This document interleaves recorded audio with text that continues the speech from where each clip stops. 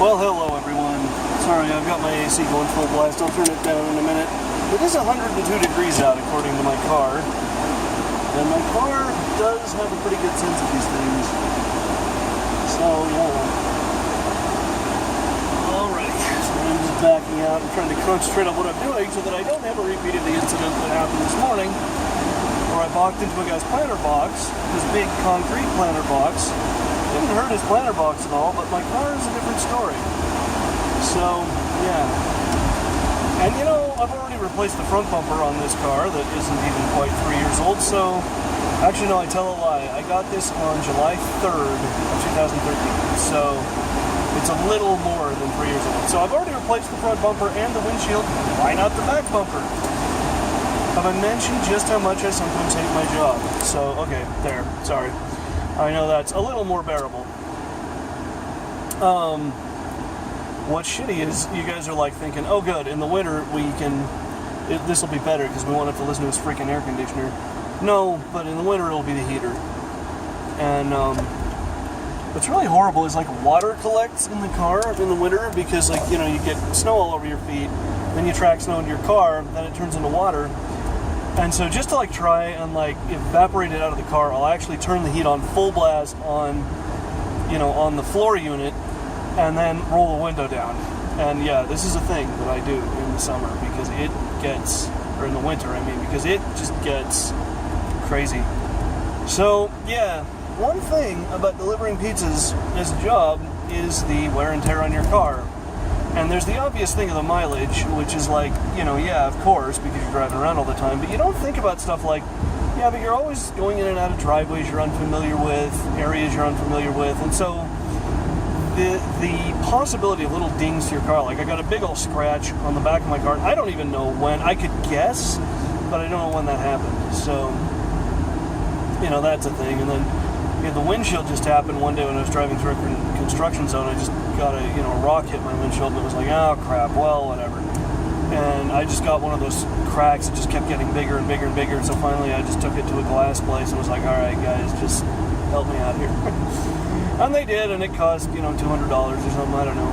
But yeah, that's the thing. This job is just hell on a car. It's just hell. And I hate it because I like this car, and I don't want to, beat the hell out of it, but I'm beating the hell out of it, so there it is. And I park it outside. My roommate gets the covered parking spot. I don't get the covered parking spot because I get the master bedroom. And I actually kind of hate the master bedroom. Like, if I had it to do over again, I might do things a little bit differently, but it's not really that big of a deal. And I have enough space. Like, it isn't horrible. I have enough space. I can kind of do what I need to do with the space that I have, so it's alright.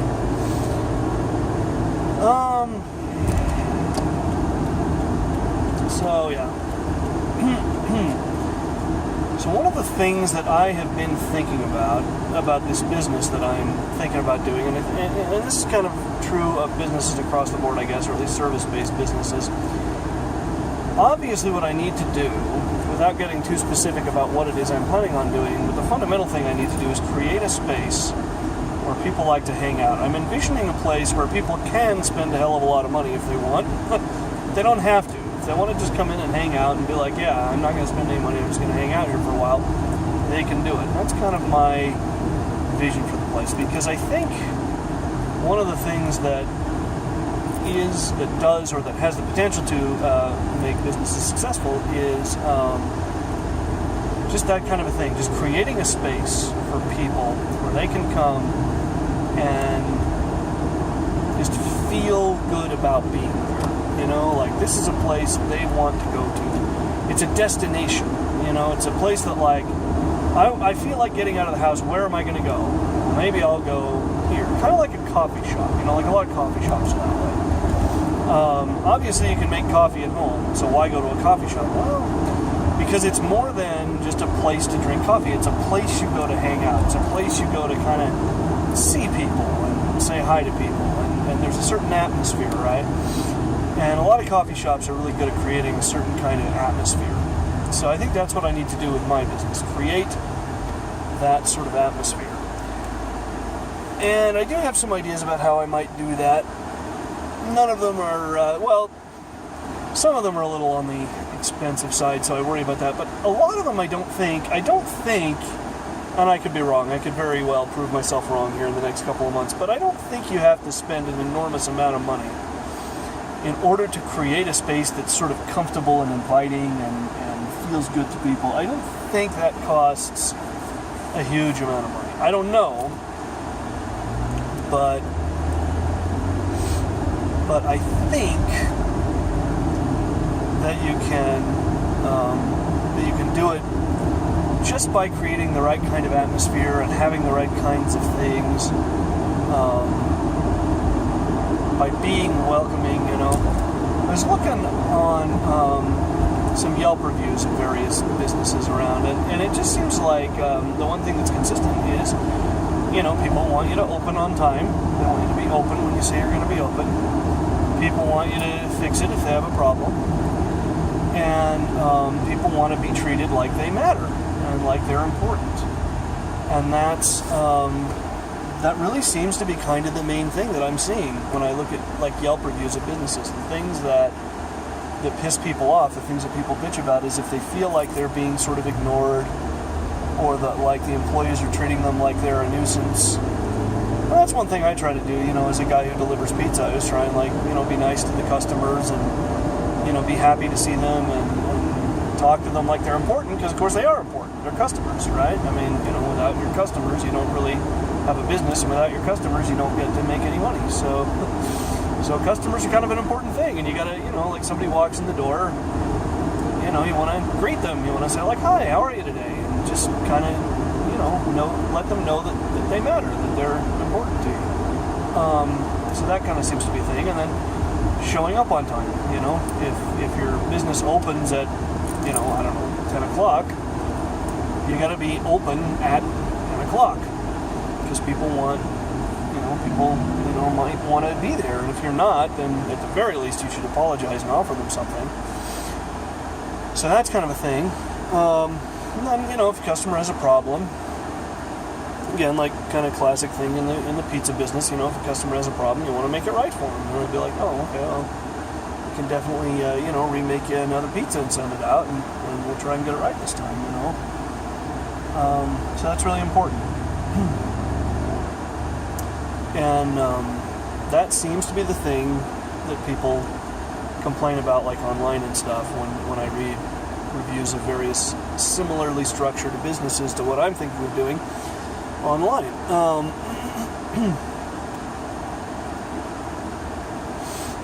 So yeah, I think it's just a matter of doing those things. And obviously that's not the end-all be-all of running a successful business, but that seems to be a fairly important factor. And it definitely, from working in a lot of those businesses, I can tell you it's really important. You have to kiss a lot of ass, and it's not always fun, but it's definitely essential, because without your customers, you are pretty well screwed. And come on, Hyundai. All right. There we go. I love it when people pull out in front of me and then go 20 miles an hour. It's like, come on, dude.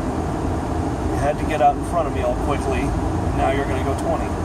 This guy I'm going to let get in front of me because he wants to go faster than 20. Unfortunately for him, the person in front of him doesn't. So, yeah. Oh, you gotta love rush hour, don't you? At least I'm going against traffic. Like, I'm looking at the other side of the street, and it's grim over there. It's not too fun over there.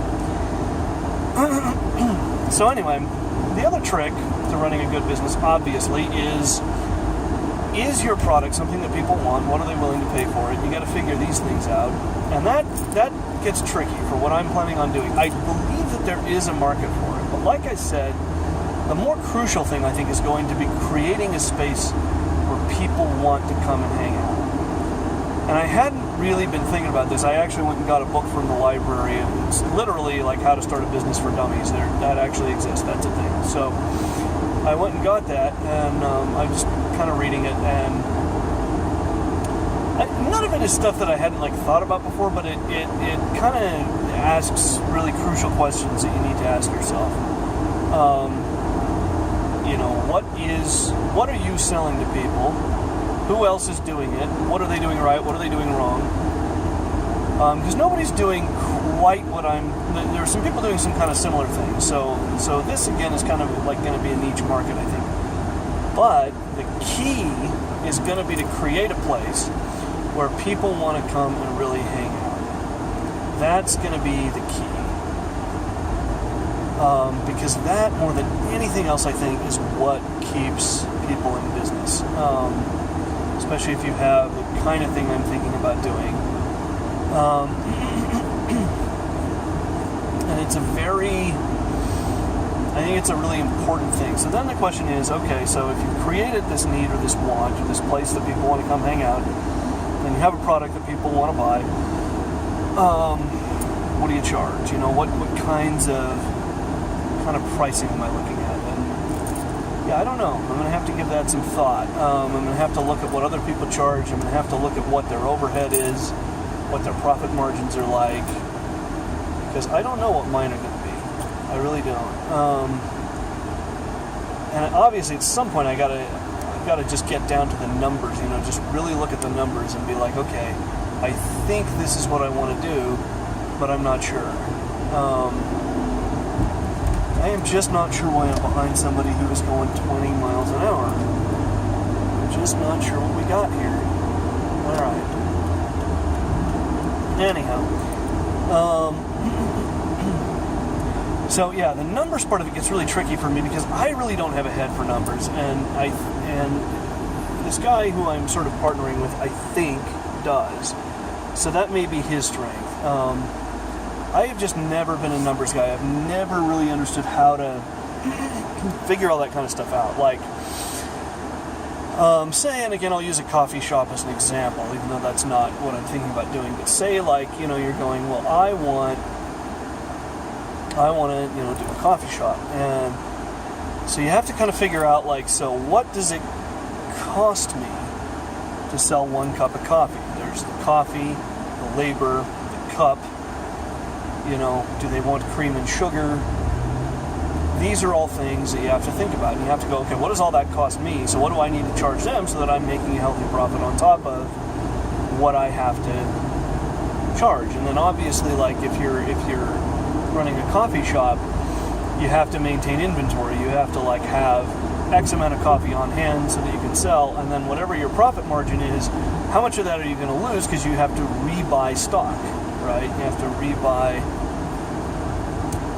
more coffee. So that's a thing that is a little tricky. And I know that there's, what people have told me is it just comes down to, like, really looking at all those numbers and saying, okay, like really, what's the real cost of operating? So what do I need to charge so that I'm not only maintaining that cost, but that I have a healthy enough profit margin that I can afford to keep going and even maybe take some losses. Like if somebody comes in and says, this cup of coffee sucked, I want another one or something, like then you have to have enough overhead, you have to have enough profit that you can accommodate those kinds of needs.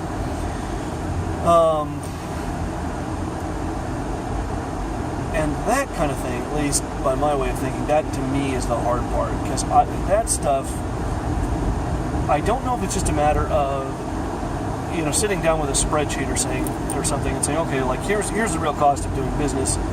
So hypothetically, here's what we need to make per sale or whatever.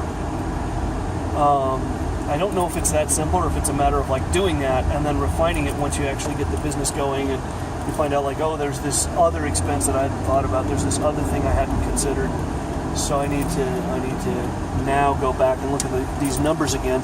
Because I don't think as a business owner, you don't always want to be like changing up your prices and dinking with your prices. That's going to piss people off. So you want to start with, what is it that we're charging people that people can live with, but we're making a healthy enough profit margin. Because if anything, I figure if you lower your prices, fine, right? Nobody's going to bitch about that. But if you raise your prices, that's going to be a thing, right? You're going to lose business if you do that. If suddenly you're charging people more, that's going to create a bad taste in people's mouths. So I'd almost rather start, err on the side of charging too much, because you can lower prices without, too many consequences, I would think. But raising prices, not so much. So, that's it. That's all I'm thinking about today. That was kind of, I hadn't really planned on talking about all that, but I guess that's just stuff I've been thinking about today. So, that is going to do it for me today, and I will see you guys tomorrow.